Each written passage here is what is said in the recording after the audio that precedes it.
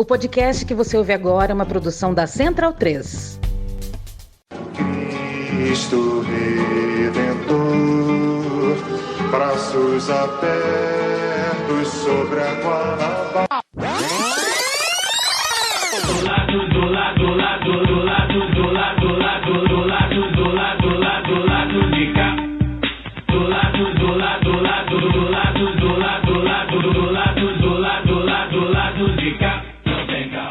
Bom momento, ouvintes da Central 3. Hoje é dia 30 de junho de 2022, 20 anos do Penta, hein? Eu sou o Caio Belandi, direto do Saúl Studio, e este é o Lado B do Rio 239, chegando no seu feed. Antes da gente apresentar aí a nossa convidada e a nossa mesa, que tá um pouco desfalcada, eu preciso dar um recadinho, aquele recadinho que vocês já conhecem, mas eu faço questão de frisar todo começo de programa, né? Os anúncios do regime Bolsonaro ainda estão sendo veiculados aqui no Lado B. A gente tá muito puto com isso, tá?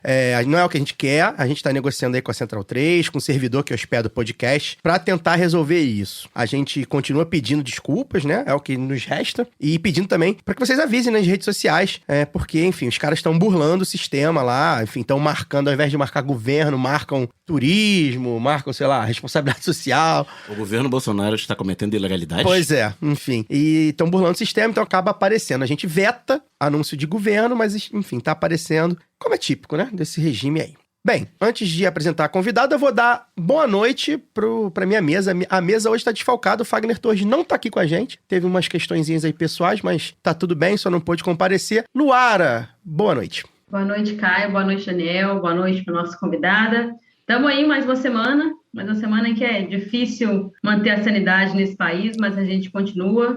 20 anos do Penta. Vamos ver se esse ano a gente levanta mais do que mais uma taça aí no futebol, levanta outras coisas, inclusive a moral do brasileiro que nós estamos precisando. A tal da dobradinha Lula e Copa do Mundo, Hexa, né, que a gente tá ansioso, quem sabe. Depois da eleição, ainda bem, né? Pois Imagina é. a presepada que seria Então, a Copa agora. Aproveita e já dá seu boa noite, Daniel. Boa noite, Caio, boa noite, Luara, boa noite a convidada, que vai falar daqui a pouquinho. 20 anos do Penta me dá uma certa depressão, eu já era adulto, em 30 de junho de 2002, né? Eu não era nascido. No Tetra, tipo, eu era adolescente, né? Tava no Penta, eu já era adulto. Vamos lá. É isso aí, amadurecendo bem, que é o importante. Bem, a gente recebe aqui no Saúl Studio Luciana Boatê, professora da UFRJ, advogada, militante feminista do PSOL do Rio de Janeiro. Luciana, bem-vinda novamente. Você esteve com a gente há 4 anos para falar sobre temas que, infelizmente, ainda precisamos debater, como foi, por exemplo, encarceramento, política de drogas e direito ao aborto. Na época, a gente estava às portas de uma audiência pública da DPF 442, que pede para o STF reconhecer a inconstitucionalidade da criminalização do aborto até a 12ª semana. Nesses 4 anos, o debate público parece, vamos dizer assim, ter avançado num sentido, né? No sentido que hoje parece mais natural falar. A gente vê, principalmente mulheres, mas enfim, a sociedade como um todo, falar mais sobre isso. Mas, ao mesmo tempo, parece ter retroagido em alguns pontos, já que a extrema-direita, né, fanáticos religiosos, estão no poder e empoderam esses absurdos aí, como o caso da juíza Joana Ribeiro Zimmer, que tentou induzir uma criança de 11 anos a desistir do aborto legal. Então, um apanhado de 4 anos em... Eu tô brincando. Nossa, 4 anos e que nada avançou em 15 minutos. Ainda. Eu queria que você, então, falasse pra gente. Primeiro, né, acho que recuperar aí como está a DPF 442. E se, no debate como um todo, se você viu algum avanço de 2018 pra cá, ou se o fato, né, da gente estar aí sob o regime Bolsonaro, né, um reacionarismo mais tacanho, o fato dele estar no poder, né, tem nos feito ali dar uns passos pra trás, especificamente, tem tudo, né? Mas especificamente aí no tema do direito ao aborto, direito reprodutivo, direito das mulheres e tudo mais. Bem-vinda novamente. Obrigada, um prazer grande estar aqui com vocês. Nossa, 4 anos se passaram e, infelizmente, não sei se eu tenho tanto a falar de novidades nesse tema. Mas é sempre bom a gente também atualizar na conjuntura também, como esses cenários vão se transformando e como a luta das mulheres, né, Luara? Como a luta das mulheres, na verdade, ela é todo dia, ela é cotidiana e ela, inclusive, é uma luta que é para impedir retrocessos, né? Eu acho que isso que você coloca desse cenário do bolsonarismo já nos provoca uma reflexão, assim, do que também tentaram fazer para recuar ainda mais. E acho que, assim, trazendo 2018, me lembro, a gente já tinha protocolado a ação, eu não sei se já tinha ocorrido uma audiência pública que foi potente. Que a gente conseguiu. Na portinha, Tava na pra porta semana, da audiência uma pública. semana. Pois é. Então a gente conseguiu, eu avalio esse cenário, assim, 2018, ainda com um cenário que a gente conseguiu quebrar alguns tabus para visibilizar e falar sobre o tema. Porque, acima de tudo, o aborto é um tema que as pessoas evitam falar, que os conservadores querem interditar. E nós, mulheres, queremos justamente denunciar e poder dar informação, poder caracterizar o aborto como um acontecimento que é muito comum na vida de muitas mulheres, né? Mas é uma criminalização que afeta, em termos dos resultados da ilegalidade, afeta em especial as mulheres mais pobres, as mulheres negras e, hoje, a gente também é importante falar, e os dados estão nos mostrando, afeta em especial a falta de acesso, o não acesso, inclusive nos casos que é aborto legal, que tem levado a uma epidemia de gravidez de crianças e adolescentes no Brasil, né? Então, o que eu acho que a gente avançou foi na maior visibilidade o tema e hoje essa DPF é uma referência, inclusive internacional, de estudos, muita gente acompanhando. Foi uma ação, está sendo uma ação que tem um número grande do que a gente chama dos amigos da corte, os amicus curia, que são entidades, uma boa parte delas favorável à nossa causa, a descriminalização do aborto, mas também é uma parte dos fundamentalistas que se organizam em grupos jurídicos e coletivos que, infelizmente, também estão tensionando por outro lado. Mas, acima de tudo, é um debate democrático, é um debate que foi mediado pela relatora e que a gente acha que até hoje ainda tem impacto. E se você que está nos escutando aí não conhece ainda essa audiência, você joga no YouTube do Supremo, tem os 2 dias de audiência, tem todas as falas, então é também um material muito rico de consulta até hoje. E o que nos traz hoje para esse tema, infelizmente, são essas ameaças e, de fato, o governo Bolsonaro, eu acho que a gente conseguiu impedir alguns recuos. Um deles também foi com uma ação no Supremo, porque eles alteraram uma norma técnica recentemente, justamente sobre o aborto legal. A gente entrou no Supremo, eles recuaram de uma parte em especial que, para vocês terem uma ideia, obrigava as mulheres que tinham sido estupradas e que buscavam um serviço a escutar os batimentos cardíacos, né, daquele feto. Ou seja, a mulher num processo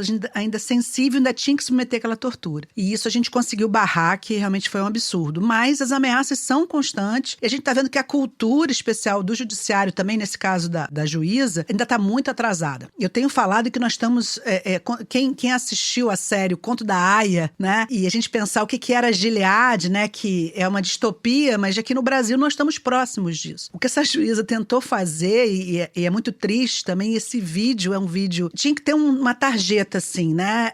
Gatilho, porque é um vídeo muito forte. E o que a gente viu é que isso foi... Minha irmã, que é médica, que até comentou comigo essa semana, falou assim, Gilead, eles pelo menos não obrigavam crianças a engravidarem, né? Eles não autorizavam que crianças fossem estupradas, ou pelo menos a maior parte eram mulheres. Mas aqui o que a gente viu aqui no Brasil, em Santa Catarina, foi uma juíza coagindo uma criança que foi estuprada aos 10 e aos 11, tinha manifestado vontade junto com sua mãe de ter acesso ao aborto legal, e essa juíza perguntando, você não aceita ficar mais um pouquinho? Então, esse filho para adoção, o pai que autorizaria, e qual o nome? Tentando personificar e humanizar, assim, dar uma existência distinta da própria mãe ainda a um feto, né? Isso foi muito, muito trágico. Além de toda a violência, ainda tinha um risco de vida para a criança. Né? Risco de vida. Não é à toa que uma das poucas hipóteses de aborto legal no Brasil é o aborto decorrente de estupro, e quando envolve menores de 14 anos, há uma presunção de estupro. No seguinte sentido, justamente para você entender que ainda, né, você tem especialidade, você tem toda uma proteção à infância que precisa ser pensada à luz, inclusive, dos riscos que uma eventual gravidez possa acarretar nessa criança. E a gente viu também, tem vários artigos, entrevistas de especialistas, de obstetras e ginecologistas que estão mostrando que aquela menina corria riscos sérios com a gravidez. O que a juíza foi trancafiá-la num abrigo, separá-la da mãe, e o tempo foi se passando. Se ela tivesse feito a interrupção legal, o aborto legal, com 22 semanas, estaria tudo resolvido, mas ela correu ainda mais riscos quando somente há quase 29 semanas o hospital em Santa Catarina, o hospital universitário, né, deveria dar um outro tipo de tratamento. Da Universidade Federal de Santa Catarina. Federal de Santa Catarina, exatamente. Você acredita, então, que a gente esteja aí num momento, talvez, tentando garantir os poucos direitos que a gente ainda tem nesse sentido de direitos reprodutivos e de de direito ao aborto, né? O momento não é nem de avanços, é um momento de manutenção do mínimo que a gente tem. Infelizmente, sim, porque a gente também não conseguiu garantir o direito ao aborto legal nesses anos. Eu acho que isso é um outro elemento que o governo Bolsonaro também prejudicou. Gente, a Damares, que é a ministra das Mulheres, né? Damares. E ela fez o que pôde para tentar retroceder ainda mais. O que eles querem, na verdade, é impedir o acesso ao aborto legal, inclusive em caso de estupro. Essa é a meta. Olá, Luciana. Eu sou a Luara, agora devidamente apresentadas, né? Eu ainda não estava aqui durante sua primeira participação, então queria dizer que eu estou muito feliz por poder receber, te entrevistar agora. E acho que a minha primeira pergunta também não tem como ser sobre outro assunto que não a luta pela garantia do aborto legal, né? Que é diferente até da descriminalização, apesar da gente não ter avançado, acho que o debate tem que ser para cima mesmo, né? As notícias das últimas semanas só evidenciaram como é, muitas vezes, desesperador ser mulher no Brasil em 2022. Mas, apesar disso, há quem diga que o aborto não deve faltar o debate eleitoral. A gente está em ano eleitoral e há quem diga isso, né? E que é um tema mais relacionado ao que chamam de pauta de costumes, que entra muito no campo da moralidade, que é subjetiva, e que isso poderia prejudicar a esquerda, o campo progressista, porque o brasileiro é um povo muito conservador. Por outro lado, como é que a gente muda esse suposto conservadorismo se a gente nunca falar sobre o aborto, se a gente não der nome às coisas, né? E também porque é um tema que, pelo menos eu acredito, né, é um assunto que atravessa outros assuntos, né? A maternidade compulsória, a economia do cuidado, a violência sobre os corpos femininos e também sobre os filhos desses corpos, né? Ou sobre quem tem autonomia sobre o próprio corpo, até mesmo a reprodução da vida, do capital, do trabalho. Então, eu queria saber de você, né, que se posiciona abertamente sobre isso, como é que a gente faz para inserir de vez, né, na sociedade, como disputar isso de uma forma que a gente avance nos direitos e que o trabalho das mulheres não continue sendo invisibilizado. Porque eu acho que é isso que acontece quando a gente deixa de falar do aborto. Eu acho que a gente tem dois caminhos que tem que ser urgentes, necessários e concomitantes. Um que eu tenho também falado muito é enraizar na base, assim, de avançar num diálogo, num debate, na informação, em especial aquelas mulheres e pessoas que gestam, que, vamos dizer, estão nesses territórios influenciados, impactados por religiões, por uma moralidade muito peculiar, muito conservadora, porque a gente sabe também, quando pega os dados sobre aborto, que também mulheres religiosas abortam todos os dias, mulheres casadas, assim, não tem um recorte específico, mas a gente sabe quem morre decorrente de abortos ilegais. E a gente precisa estar nesses territórios, nas escolas falando sobre isso. É cruel que ao mesmo tempo que a gente não consiga avançar no debate da descriminalização do aborto, a gente consiga avançar no debate nem da educação sexual. Que, se a gente for pegar aquele lenço verde das Argentinas, por exemplo, educação sexual para prevenir, anticoncepcional para não engravidar e aborto legal e seguro para não morrer. É essa a lógica. Mas esses grupos conservadores, inclusive, querem impedir que se faça, claro que de acordo com a idade, né, mas informações, aulas sobre educação sexual nas escolas, porque é assim que a gente vai também poder garantir essas meninas e aos meninos, quando do início da vida sexual também, que eles possam ter acesso à informação e que para prevenir, inclusive, a violência contra crianças, né, que é muito, muito forte no Brasil. E, por outro lado, a gente tem que avançar nesse debate da política, a gente tem que cobrar daqueles que se colocam para disputar essa política, que informem a sua posição. Porque o que acaba acontecendo, e eu venho aí de candidaturas anteriores, em especial minha candidatura a deputada federal em 2018, que a minha foto da urna era com o lenço verde e no meu material de campanha também. A gente fazia questão de abertamente me colocar como feminista e como uma advogada feminista, defensora das mulheres, da legalização do aborto, porque a gente achava que era necessário colocar na política essa posição. E tinha gente que falava assim para mim, não, você vai perder voto com isso. Eu falei, bom, se for perder voto, quem eu sou, como eu me constituo como feminista, desde que eu me entendo por gente, a minha militância da vida, né, eu não vou pra política fazer um personagem. Eu acho que a gente também é um pouco o que acaba acontecendo. As pessoas acham que tem que ir pra política e criar um personagem, que elas, na verdade, não são, algo que agrade, quando pra mim a política tem que ser a autenticidade da sua história de vida, da sua luta, das suas lutas, de onde você veio, né? E nesse sentido, eu acho que o mais interessante atualmente foi que Lula, nosso candidato, pelo menos meu pré-candidato a presidente, né? Lula foi um que soltou logo no início, eu achei que isso foi uma estratégia de campanha, boa estratégia de campanha, já falou logo uma frase que é simples e que pra mim não tem problema nenhum. Aborto é uma questão de saúde pública. E foi muito criticado por esqueces que a Luara falou, né? Foi muito criticado, mas ele deu o recado. Com isso também, tem um alvo que eu acho que também a gente precisa ter isso, pelo menos é um alvo, um destinatário, que são as mulheres que sofrem todos os dias, inclusive silenciosamente por isso. Muita gente não vai defender, não vai ter coragem de vir defender defender abertamente a legalização do aborto, mas vai ter uma prima, vai ter uma filha. Porque quando é contigo, quando é com a sua família, ninguém quer criminalizar aquela mulher. Aliás, se fizessem um Datafolha, uma pesquisa de opinião, ao invés de perguntarem, você é favorável ao aborto? Ou você é favorável à legalização do aborto? Se perguntasse, se fosse sua filha que tivesse engravidado aos 10 anos, você seria favorável? Ou você gostaria que ela fosse presa, né? Ou que sua filha de 20 anos fosse presa por fazer um aborto quando estivesse iniciando a sua vida, acontecesse de ela estar grávida? A pessoa ia falar que de jeito nenhum, que tinha que ter o cuidado. É isso. Quando tá perto, a gente tem uma posição. Mas quando a moralidade é pro outro, é uma outra lógica. Então eu acho que a gente tem que falar, a gente tem que abertamente cobrar dos nossos candidatos e candidatas que se posicionem, porque no fundo é isso. Na hora que tiver lá, e eu acho que a gente pode avançar esse ano na composição do Congresso também, se a gente conseguir essa onda vermelha, essa onda, né, lulista, pela primeira vez a gente está tendo uma construção à esquerda de uma candidatura ampla. Quer dizer, o problema é que o Lula quer cada vez ampliar mais, mas aí, enfim, mas do nosso lado... Vamos chegar lá. Mas do nosso lado, eu acho que a gente também vai ter uma correlação de forças no parlamento que pode ser diferente dependendo da campanha que a gente fizer, né? Então é necessário também que esses temas estejam na mesa. E eu achei que o Lula foi de uma lucidez incrível. Ao mesmo tempo, a gente também tem que olhar para a esquerda e ver, bom, quem na esquerda também que também não está com essa pauta? Porque nós, mulheres, somos a maioria das eleitoras. E se fossem as mulheres votando, a gente ia derrotar o Bolsonaro no primeiro turno longe, né, Luara? Eu acho que também tem essa politização cada vez maior das mulheres, é um eleitorado, acima de tudo, feminino, e tem mesmo hoje as mulheres evangélicas, as mulheres mais conservadoras, que estão vendo o que o Bolsonaro está fazendo. Então, eu acho que essa pauta também não é nada de pauta de costume, é uma pauta social, é uma pauta da vida das mulheres. E nesse sentido, como todas as questões que afetam a nossa vida, a questão do cuidado, o papel do cuidado, para quem sobra o cuidado acima de tudo, né, com honrosas exceções, assim, de uma sociedade que está mudando, mas sobra para a mulher, né? A maior parte das famílias brasileiras é de mãe solo. Então, assim, a gente sabe que essa sociedade excludente, essa sociedade desigual, capitalista, também coloca as mulheres para o trabalho não pago, né? É uma mulher hoje que tivesse sido dona de casa a vida inteira, não consegue uma aposentadoria, mas o que ela ficou fazendo? Não foi trabalho? Né? Então, a gente precisa discutir essas pautas e os direitos sexuais e reprodutivos, ou melhor, a justiça reprodutiva, ela é essencial como uma pauta social. Não é costume. Costume era na década de 40. A gente também precisa, né? Eles colocam como algo moral, como algo religioso, mas ninguém vai obrigar nenhuma pessoa católica, né? Uma mulher católica a realizar aborto, embora muitas católicas, evangélicas, protestantes pratiquem abortos inseguros. Mas a gente precisa enfrentar, eu não tenho dúvidas. Inclusive, vai. só para complementar, Caio, inclusive, Luciana, a falta desse debate pega até as pessoas que sofreram abortos espontâneos, né? A gente vê muitos relatos de mulheres que sofreram violência, né, nesse momento, que já é um momento de luto, de dor, não puderam nem elaborar o seu luto, porque foram tratadas como criminosas, porque não tiveram acesso à saúde básica ali para poder lidar com esse momento que já é traumático. Então, o fato de não falar, de não dar nome às coisas, de não tratar isso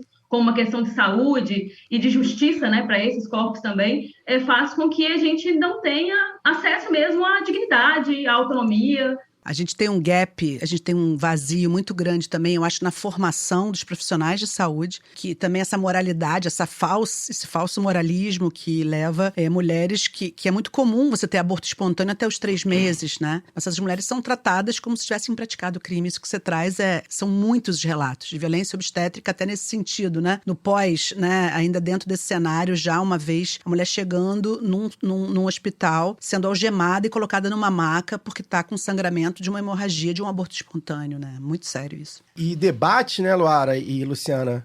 Debate é diálogo, é confronto de ideias, é conversa, e eles também não fazem isso, né? Eles se colocam lá, muitas vezes, a gente vê muito comum, né?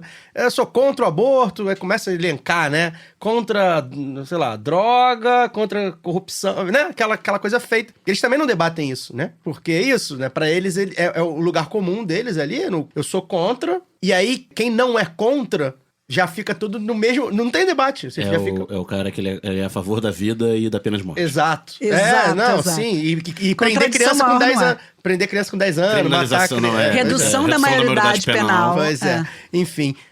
Luciana, você citou o processo eleitoral. O Lula está mais do que uma coligação, uma concertação, né, com quadros egressos da centro-direita, da direita tradicional. Tá até saidinho aí, né, botando boné da MST e tal, mas enfim.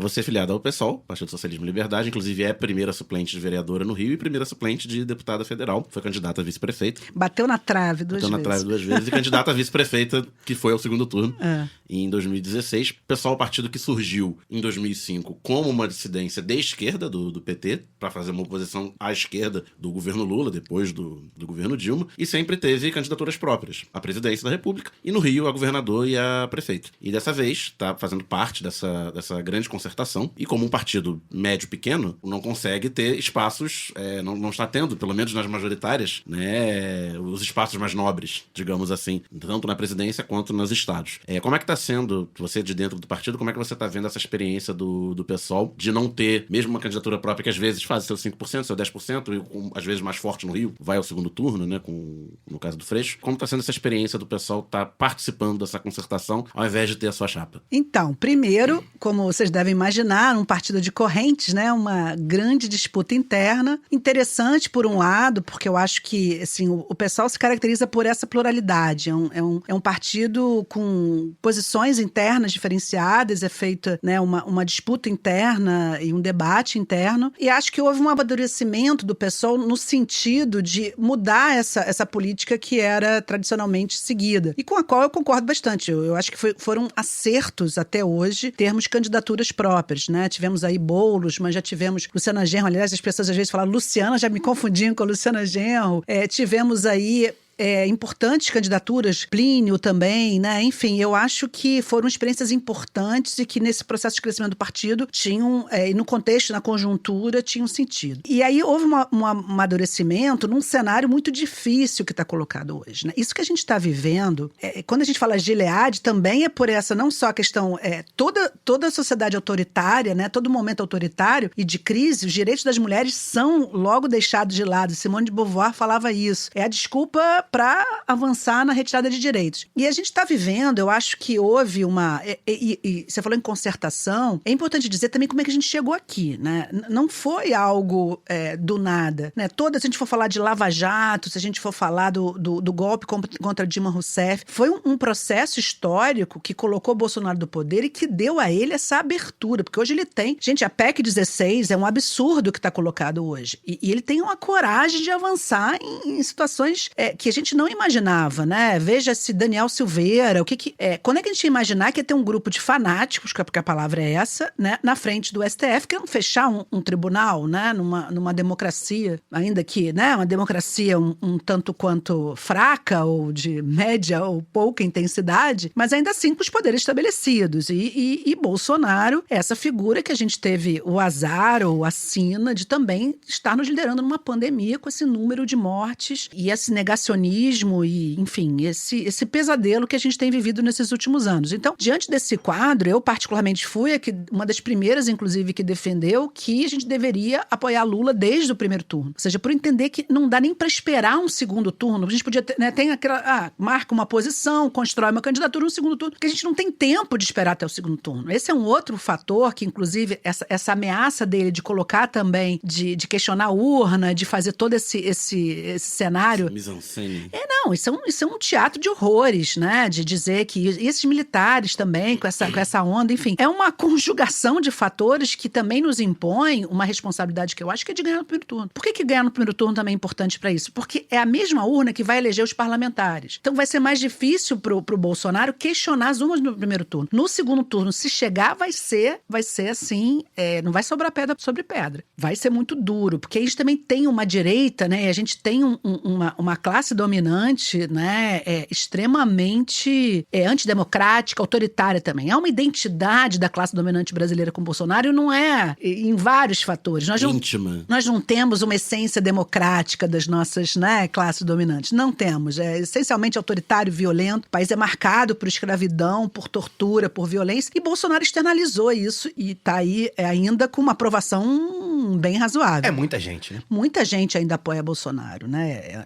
Tem um fanatismo também, isso aí só a psicologia das massas, depois pra alguém estudar e explicar isso. Eu não sei explicar, não. E aí o cenário também aqui no Rio de Janeiro, Cláudio Castro, bolsonarista, o que foi esse vídeo? Assim, se a gente se contasse antes, a gente não ia acreditar que o futuro nos destinaria esse cenário. Então, houve essa avaliação, a maioria do partido deliberou por o apoio ao Lula no primeiro turno, né? Não ter candidatura própria e também aqui ao governo apoiar Freixo, né? Vocês entrevistaram ele aqui semana passada, que foi meu co-prefeito na campanha em 2016, e nesse sentido, a gente também, mesmo ele tendo saído do partido, a gente entende que ele é hoje o candidato, pré-candidato, no caso, que tem mais condições de fazer esse enfrentamento e com essa construção de uma unidade, que a gente estava trabalhando por uma unidade na esquerda, né? Sempre foi a meta do PSOL como uma construção. E agora, eu acho que até ainda a definição final das candidaturas, a gente vai ver para que lado vai. Mas, de fato, o posicionamento do PSOL desde o início foi fortalecimento de uma construção de uma unidade na esquerda e que pudesse ser capaz de derrotar Bolsonaro. Mas temos também que estar numa frente antifascista, porque é isso que a gente está colocado hoje, né? As experiências históricas nos mostram que as urgências também nos colocam, não significa uma adesão, e eu gosto também de falar isso,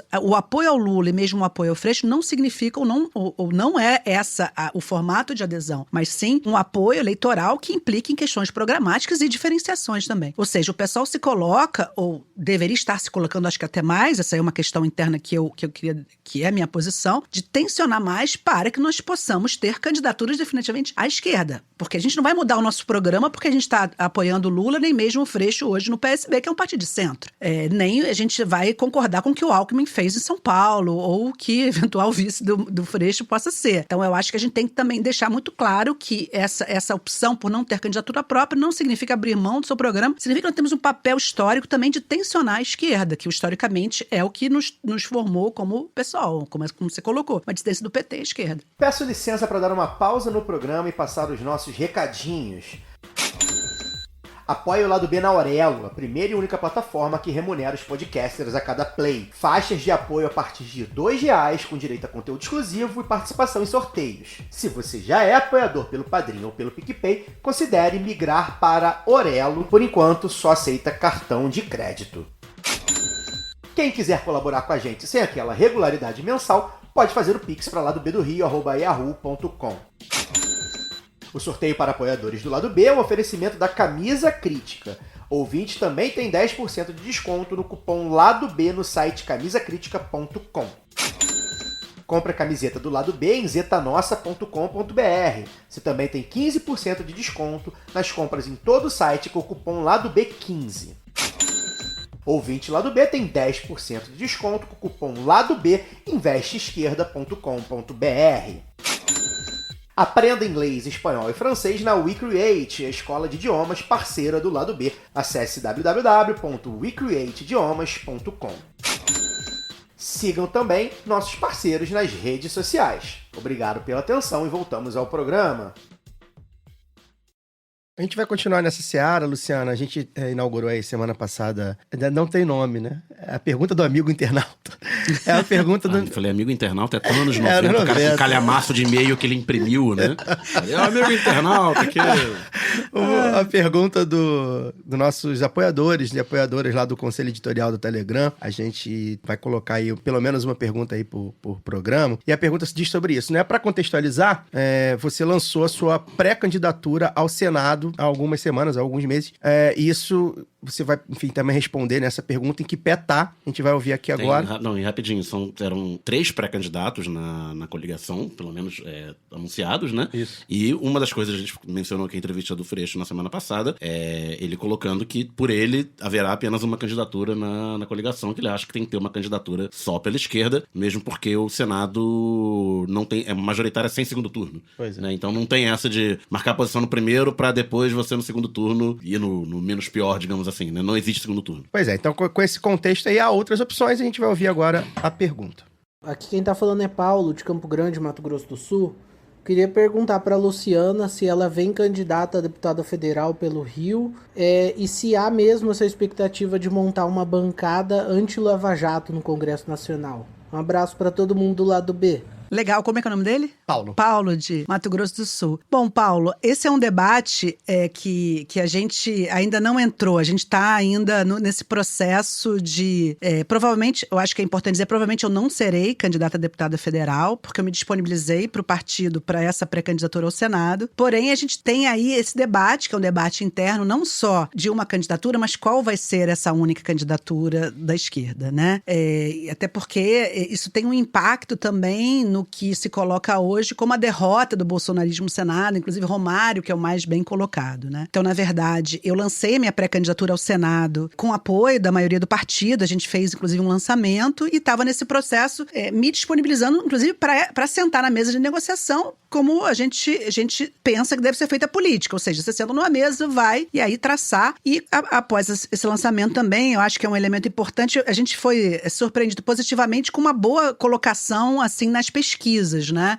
Eu não tive quase nenhuma divulgação na grande mídia, só saía Molon e Siciliana, impressionante, né? As mulheres sempre são... Eu era a única candidata mulher, a única mulher na esquerda, e mesmo assim não me dava... Você chegou a que pontuação nas pesquisas? Eu cheguei a 4% numa das pesquisas mais...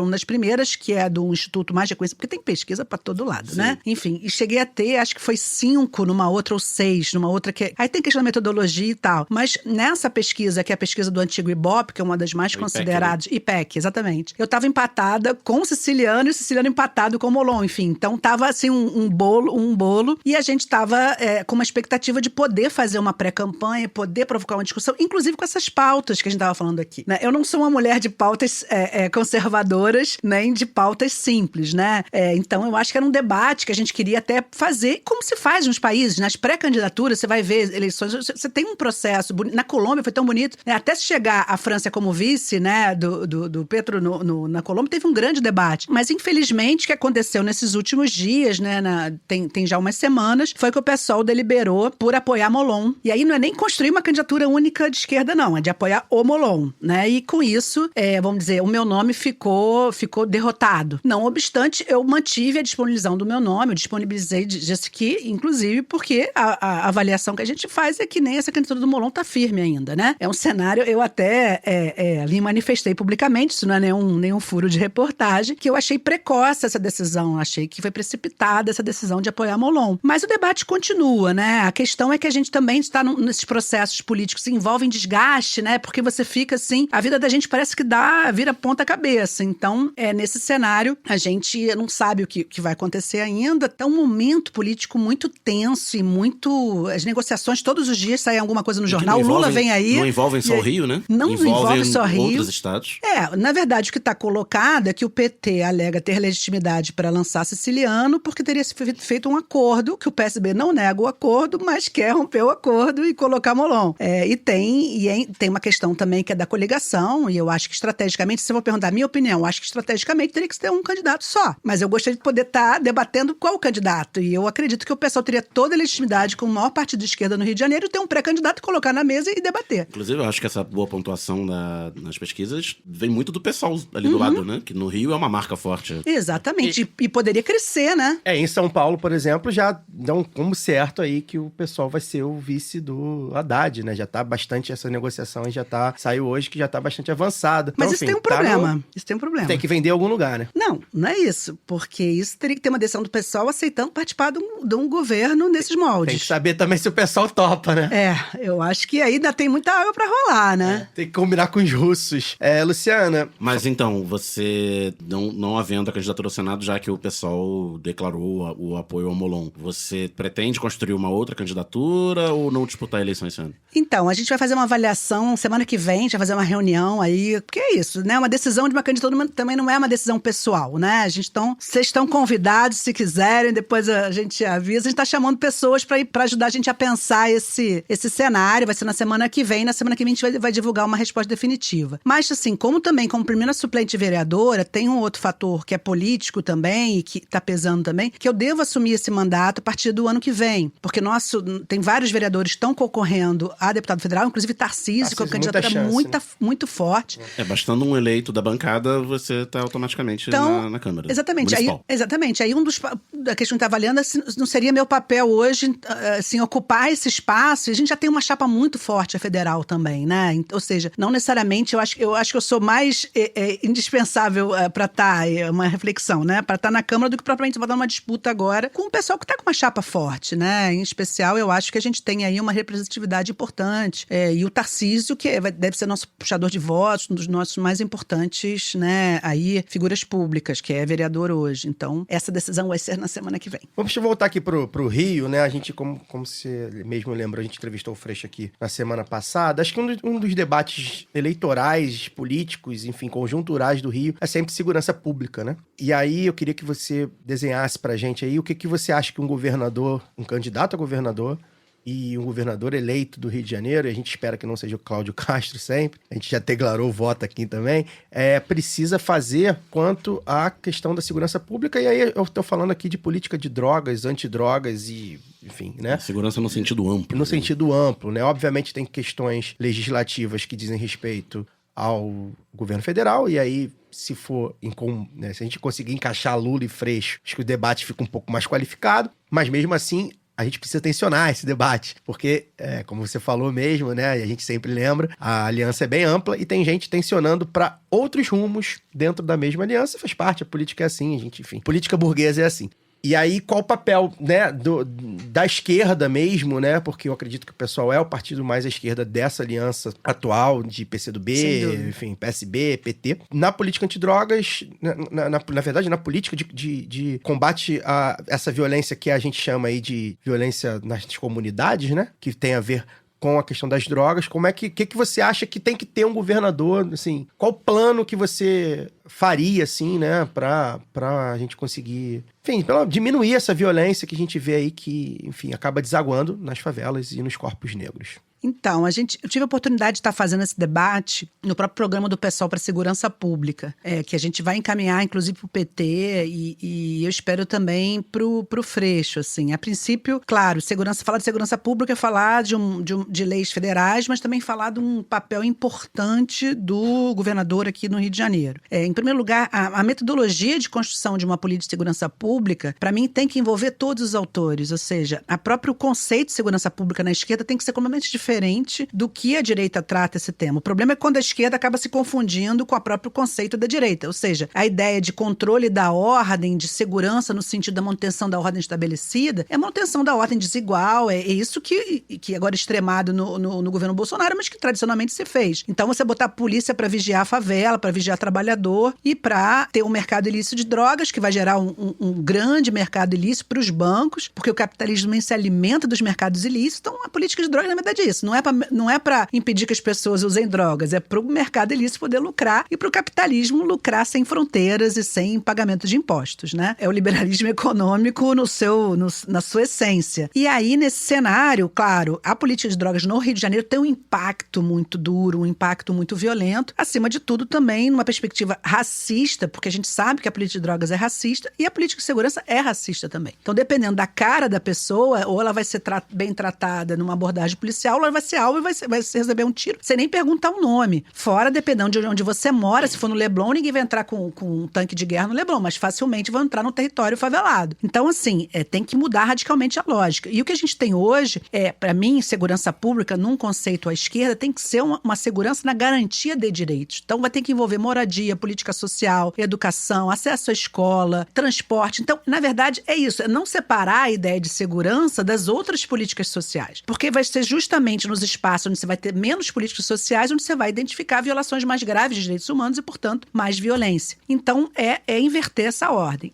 Mas aí tem algumas medidas que são pontuais que eu poderia anunciar aqui. Por exemplo, a nível federal, a gente vai ter que retomar e ampliar o controle de armamento. Esse descontrole que foi agravado aí no governo Bolsonaro é o que faz, inclusive, as próprias associações criminosas estarem cada vez mais armadas, né? E é desvio de armamento das Forças Armadas, é desvio nas fábricas, né? É redução do controle. São esses supostos colecionadores, os CACs, que ganharam direito a ter armas de guerra em casa e aqui agora... Hoje teve uma apreensão grande, eu acho, de um dito colecionador que revendia pro crime organizado. Nem tinha lido essa notícia e a gente entender que tem tem que ter investigação. Isso o Freixo fala muito, né? Você tem que ter uma política de investigação. Ou seja, uma das maiores apreensões de armas foi feita sem dar um tiro. Foi no aeroporto que estava chegando a importação de arma vindo de Miami, né? Misturado com uma coisa de piscina. Foi um dos maiores... Toda apreensão grande de arma não tem um tiro, né? Exatamente. Então, a gente está adotando o caminho errado. Agora, a gente vai ter que repensar a polícia também, né? A polícia do Rio de Janeiro é uma polícia descontrolada, com uma formação no sentido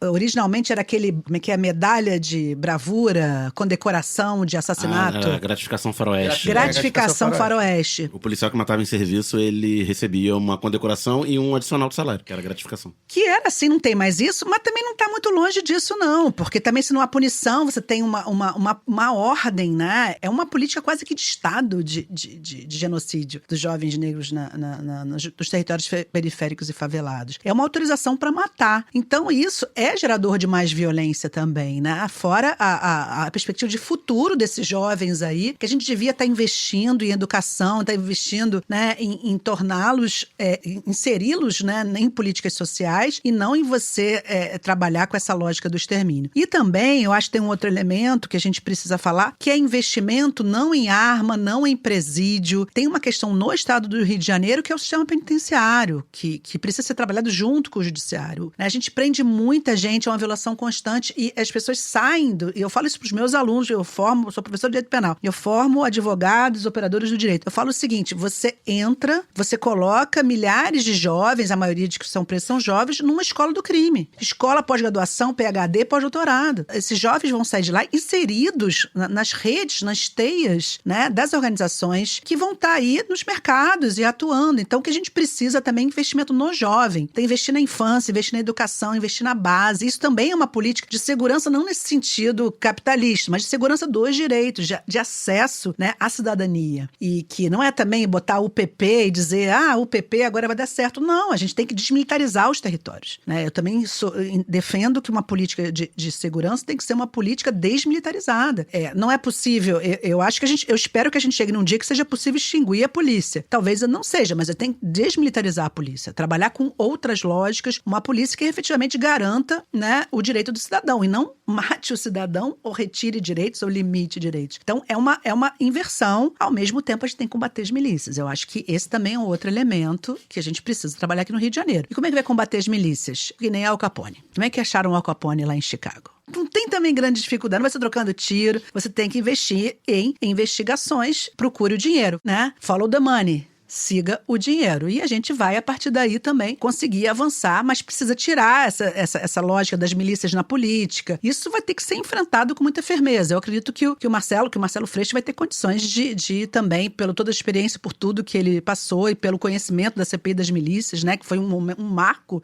na Assembleia Legislativa do Rio de Janeiro, que ele consiga encarar esse desafio. Luara, faz aí, a gente daqui a pouco vai ter que liberar a nossa convidada, aí você pode fazer a última pergunta aí. Beleza, até porque tem a ver com isso. Eu fiquei muito em dúvida se essa seria a minha primeira pergunta ou não, porque tem a ver também com o debate sobre a legalização do aborto, mas eu acho que vai além. Toda vez que a gente vê notícias sobre estupro ganhando noticiário nacional, é muito comum ver uma onda de comentários terríveis sobre o que seria essa punição exemplar para estupradores. E eu acho assustador, porque mesmo pessoas com posicionamentos considerados progressistas parecem uma caixa de comentários do G1, sabe? Aquela coisa cheia de senso comum, como aumento de pena, mais leis, agravantes. E isso não deu certo até agora, né? A gente acabou de conversar sobre esse punitivismo todo, assim. E, na verdade, me parece mais uma armadilha para entregar a nossa autonomia ao judiciário que produziu, inclusive, juízas como essa que a gente falou no início, né? Que afastou uma criança da família para evitar o direito ao aborto legal. Então, eu queria saber de você, Luciana, que também é advogada, se você vê outras possibilidades que acertem mesmo as estruturas das relações. Você já falou um pouco,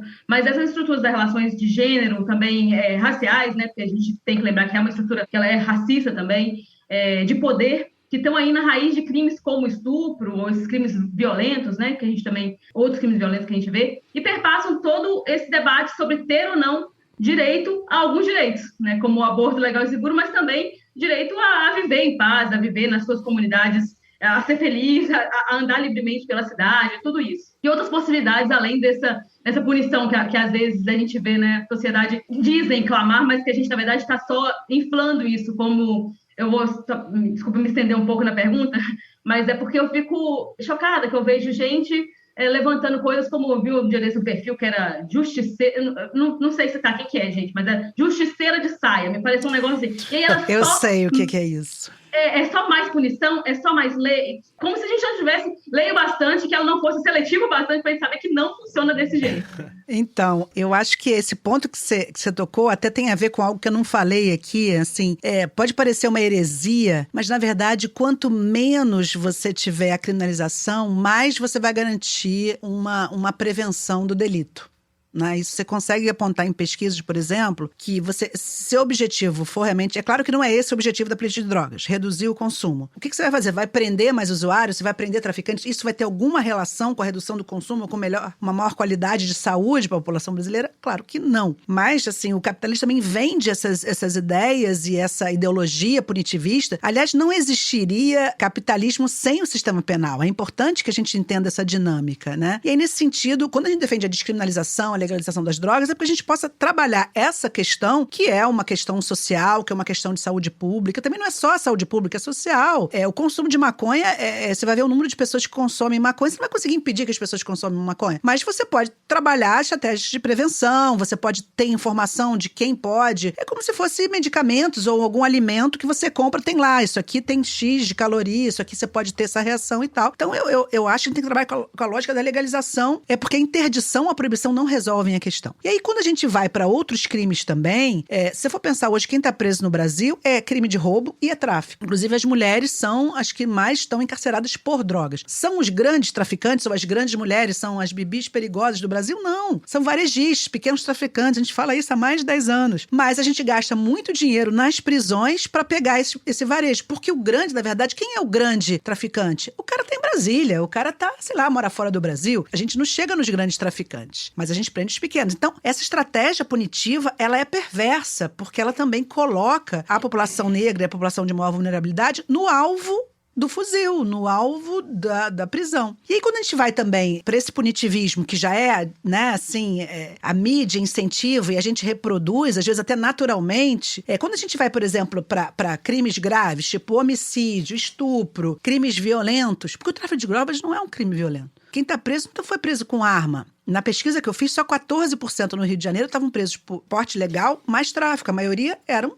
desarmados. Quando a gente vai para os crimes realmente graves, eles não têm atenção da autoridade, porque a autoridade está ali para fazer prisão de traficante, pequeno traficante, ou está ali para proteger o patrimônio do capitalista, especialmente dos roubos, que envolve também, aí no caso do roubo, envolve algum tipo de violência. Mas a gente tem também muita gente presa por furtos de pequena quantidade, de coisas, furto de comida, que custa R$21, barra de chocolate, absorvente, fralda, shampoo. Então, a gente vê que também é o sistema penal que é controle da pobreza mesmo, né? E são as pessoas negras que estão encarceradas, são pessoas jovens e mulheres, no caso do tráfico. E aí, quando a gente transfere esse discurso para a questão da violência contra a mulher, a gente fala muito da Lei Maria da Penha. A Lei Maria da Penha, ela é famosa e ela é uma lei que eu defendo porque ela não é punitivista. É uma lei que estabeleceu a medida mais eficiente para reduzir a violência contra a mulher, que é a chamada medida protetiva, que é o afastamento obrigatório do agressor do lar. O grande problema, como a violência ocorre dentro de casa, você precisa criar uma estrutura para aquela mulher poder sair de casa e ir para um local ou tirar o agressor de casa. Então, é aquela convivência que reforça e que pode levar, inclusive, ao feminicídio, que é o ápice da violência de gênero. Não é a pena e não é a prisão. Embora a gente saiba, eventualmente, se for necessário, especialmente se ele violar a medida protetiva,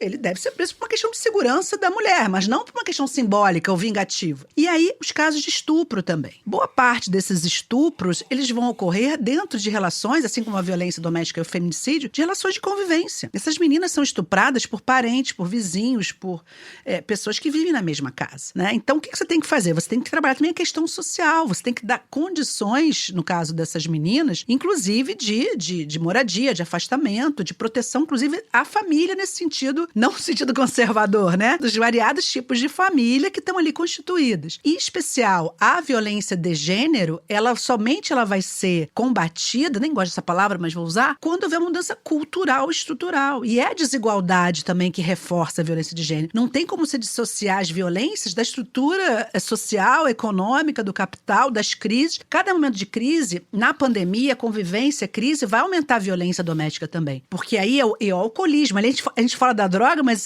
uma das maiores causas de violência doméstica é o álcool, que torna os homens mais violentos. E os homens, a maior parte das agressões ocorre sexta e sábado, quando as pessoas saem para beber. Exatamente. Então o que você vai fazer? É a prisão? É a polícia? Não, vai ser uma mudança de cultura, é o machismo que tem que combater, é a misoginia, que Bolsonaro só atrapalha, porque ele reforça essa cultura, né? É a cultura do estupro, é a cultura da violência, inclusive simbólica contra a mulher. E aí, nesse sentido, a gente tem que trabalhar esse fenômeno complexo que denominamos de crime, né? Com base em que pode ser capaz de reduzir. Entendendo que a gente nunca vai zerar o crime. Ele é natural, ele é estruturante das próprias sociedades. São desvios que a gente vai ter que fazer escolhas. O que a gente vai criminalizar, o que a gente vai resolver contra as políticas. E o que eu defendo temos que focar nos crimes violentos e investir em medidas que possam resolver. Outros tipos de violência, ou outros delitos menores, a gente pode resolver com penas alternativas, com mediação, com políticas sociais. O crime famélico, o crime patrimonial, é muito melhor você distribuir renda e você reduzir as demandas que aquelas pessoas possam ter de subtrair 3 barras de chocolate, que não devia nem ser punida por isso, do que você deixar aquela pessoa presa, que vai custar por mês, se a gente for fazer um cálculo meramente econômico, tô nem falando filosófico ou ideológico, vai custar muito mais caro você manter a pessoa presa. Um garoto que subtrai um celular e você custa um celular por mês manter um garoto desse preso. E aí, o que a gente vai fazer? Um celular de ponta, né? Não é um...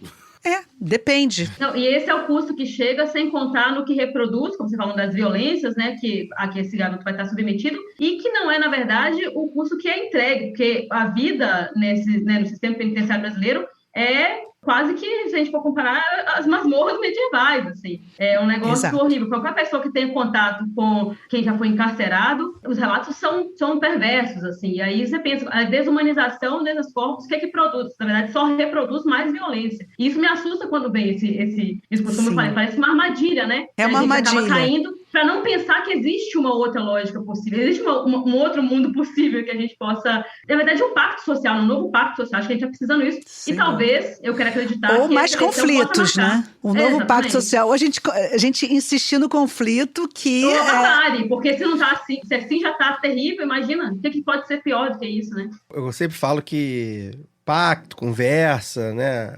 Conciliação, a classe mais baixa sempre quer, né? Porque não quer sair no prejuízo. O problema é quando os caras que não estão querendo negociar mais. Aí a gente tem que ir pro pau. Luciana, muito obrigado pela sua presença. Sempre um prazer bater um papo com você. Muito esclarecida, muito fácil de conversar. Papo ótimo. Obrigada. Deixa seu recado final, enfim, pro pessoal seguir suas redes, seus textos. E uma pergunta final pra você fechar com chave de ouro. As mulheres vão derrotar Bolsonaro em 2022? As mulheres vão derrotar Bolsonaro. Já tá nas pesquisas isso. E eu acho que o feminismo é a antítese de Bolsonaro. O feminismo é libertador, é revolução, e é exatamente por isso que o confronto de Bolsonaro, por isso que Bolsonaro não engana as mulheres, entendeu? O Bolsonaro tem essa representatividade dessa masculinidade tóxica, desse cis-hétero-patriarcado, e ele reproduz essas violências a partir dessa imagem. E as mulheres vão derrotar Bolsonaro, sim, porque mesmo as mulheres mais conservadoras e evangélicas estão vendo o mal que Bolsonaro fez com a crise para as suas crianças. Eu acho que a gente vai ter aí uma reflexão necessária. Nós quase derrotamos Bolsonaro com ele não lá em 2018. Chegou no quase, mas ainda não foi possível. Mas hoje em dia a gente vai sim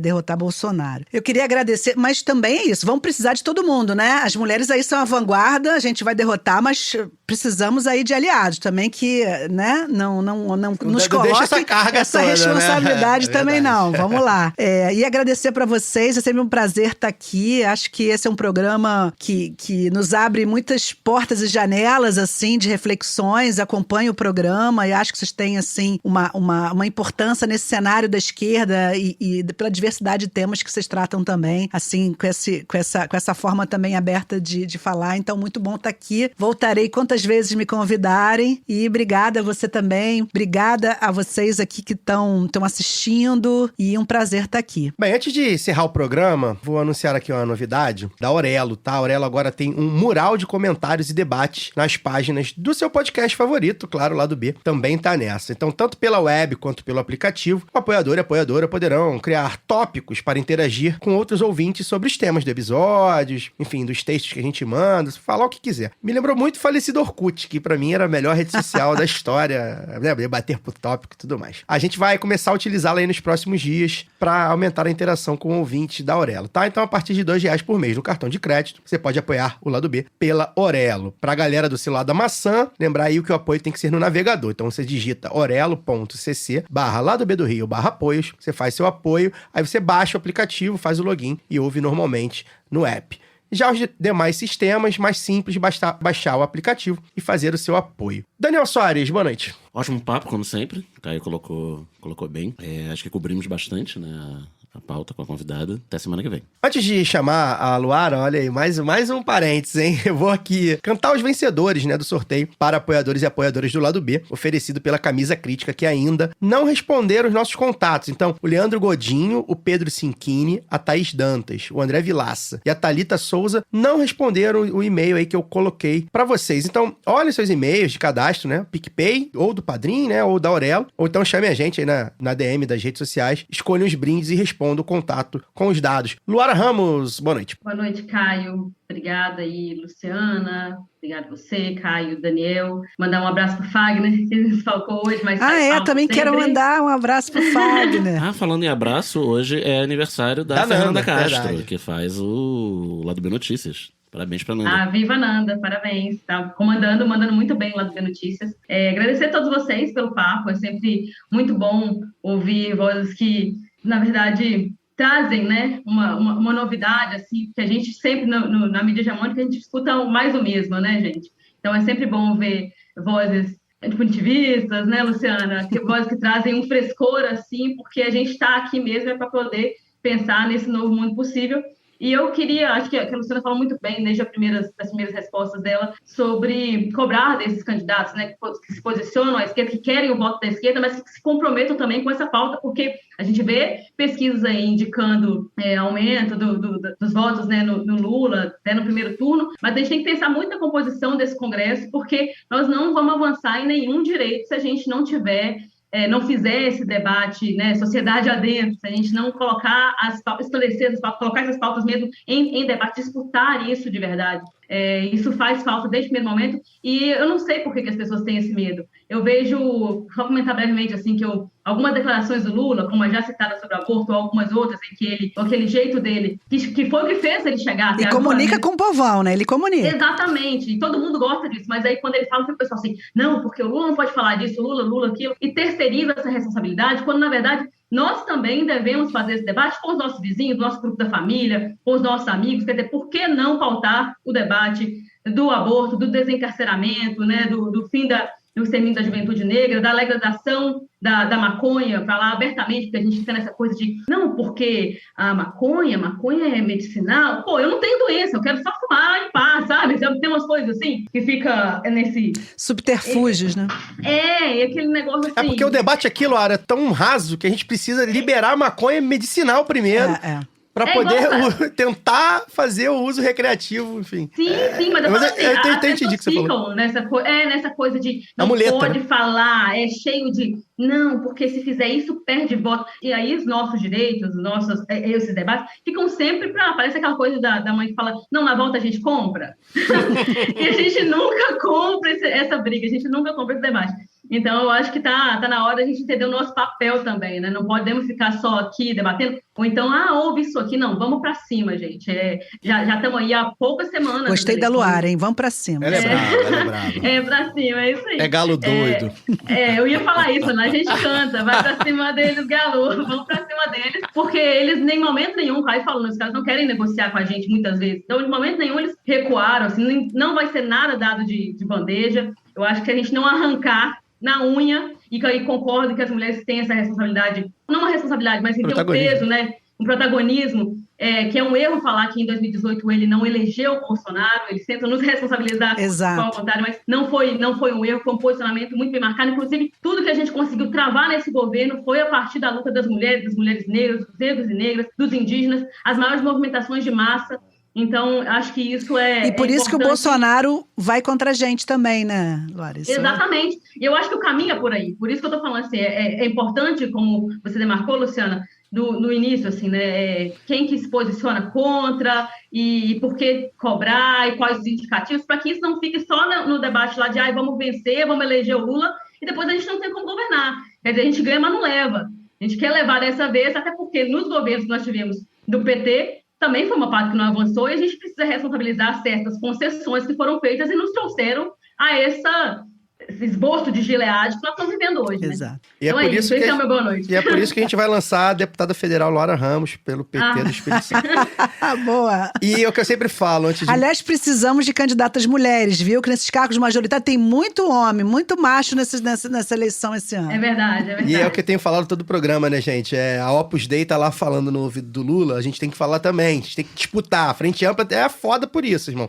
Todo mundo tem que falar, todo mundo tem que debater, que senão, se deixar, os caras vão levar no papo. A gente fica por aqui, né? A princípio, gente, semana que vem não tem lado B. Tá? Porque no horário da gravação, a gente vai estar no comício do Lula e do Freixo na Cinelândia, né? Até porque a militância que a gente faz aqui na comunicação, no podcast, no microfone, a gente também faz na rua. Nós somos de rua. Mas pode ser que a gente apareça aí de surpresa, enfim, pra falar alguma coisa, se reúna, conversa, mande um zap, enfim. De repente, até abordando o próprio comício, né? Fazendo ali o rescaldo do comício. Então, de repente, a gente consegue uma entrevista surpresa com o Lula, que a gente tá tentando, a gente vai tentar. Vou mandar aqui mensagem pra assessor, abordar o homem ali, meia horinha. Se bem que meia hora, enfim. Então, mas enfim, né? A princípio não tem lado B, mas pode ser que tenha. Sim ou não, já diria Caetano. Fiquem ligados aí nas redes, no seu feed e valeu!